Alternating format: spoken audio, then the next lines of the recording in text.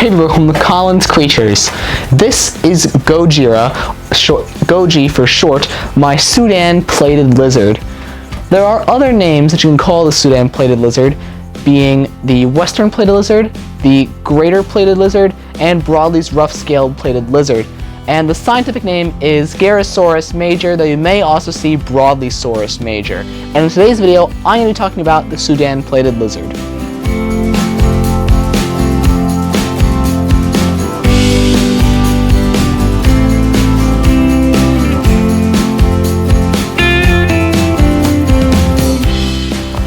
While the country of Sudan evokes images of a hot and arid desert environment, these lizards are from the savannas, thickets, and woodlands of East Africa, from southern Sudan all the way down to South Africa, as well as on the archipelago of Zanzibar, where they can be found hiding in rock crevices to escape predators and the sun. In the locations where these lizards live, the environment is very hot, but is not dry like a desert.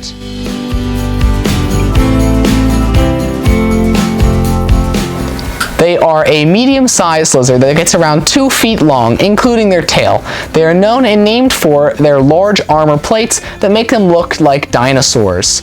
They are short in stature with small legs and stout bodies and have somewhat broad tails. Like many lizards, they can drop and regenerate their tails. Goji's tail looks like she has already done that. They can be a mixture of brown, cream, yellow, and red markings, and they have small but very sharp nails on their feet. Here you can see a male example of the species, which are larger and more colorful on their throats and sides than the females. And with it is a female example of the species. They can take up to 5 years to reach their adult size, and the young stay with their parents for a while, so in the wild there is likely to be many more in an area where they are found. Sudan Plated Lizards are diurnal and crepuscular, meaning that they're active during the day, which is what diurnal means, and they're active at dawn and dusk, which is what crepuscular means. Sudan Plated Lizards make excellent pets. Unfortunately, they're almost all wild caught. Luckily, their conservation status is of least concern, though wild-caught individuals can still be stressed, dehydrated, malnourished, and have parasites. So getting one that has been kept in captivity for a while would be better than getting a fresh capture. I got Goji from a rescue organization, and it would be great if an experienced keeper could manage to breed them in captivity. I've observed with Goji that when the Sudan Plated Lizards become threatened, they will do this thing with their belly scales in which they will wiggle them around, and it's very interesting to see. In the wild, Sudan Plated Lizards will eat mostly insects, though they will also eat other things like other invertebrates, vegetation, fruits, and small vertebrates. This can and should be replicated in captivity, and as long with calcium and vitamin supplementation, though you should avoid citrus as they can cause stomach ulcers. So Goji's enclosure is due for a do-over, so I'm going to redo her entire enclosure while I talk about their captive care. So now on to their care. This is an 18 by 36 by 12 enclosure, which is the minimum size. Bigger is always better, especially if you want to keep more than just one. And then we're going to have a hot and a cool end with 2 hides for each side. This is going to be on the cool end, and this hide is going to be on the hot end, which is where all the heat lights are going to be.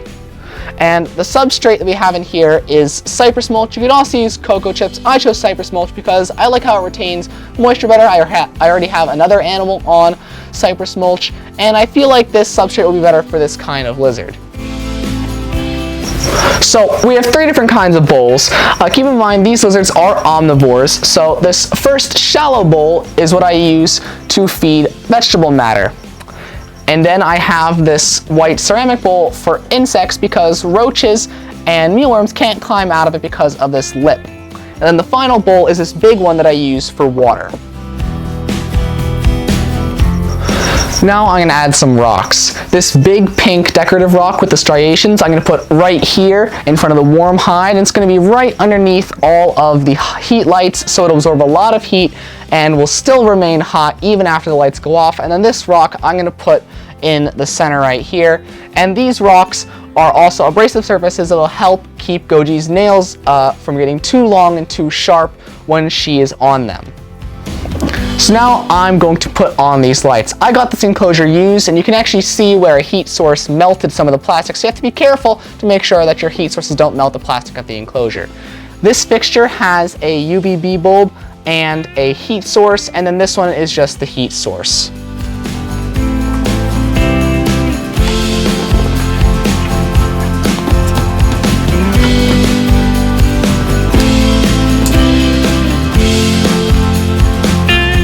So that is Goji, my Sudan Plated Lizard, and the care of the Sudan Plated Lizard. So I hope you enjoyed my video and learned something. I learned a bit while I was researching for this video, and once again, I hope you enjoyed. So thanks for watching, subscribe to my channel, like my videos, and I'll see you next time on Colin's Creatures.